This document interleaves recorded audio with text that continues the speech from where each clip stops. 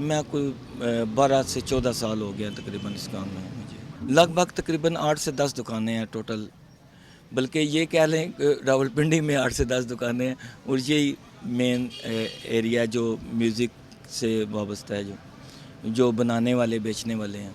हमारा काम जैसे तो क्लासिकल सिंगर हैं, प्रोफेशनल लोग हैं, उसके साथ साथ हमारे काम के साथ जो हमें सही बैकअप किया हुआ है क्रिश्चियन कम्युनिटी ने, क्योंकि चर्च का जो काम होता है वो आपको पता ही है कि उसमें सारा म्यूज़िक का ही काम है।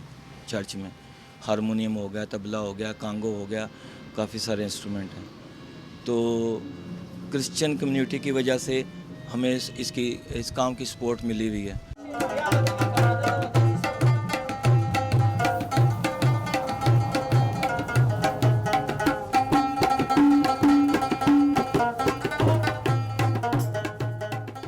हमारे मुल्क में ना इतना इसका उस तरह रुझान नहीं है जिस तरह हमारे पड़ोसी मुल्क में है।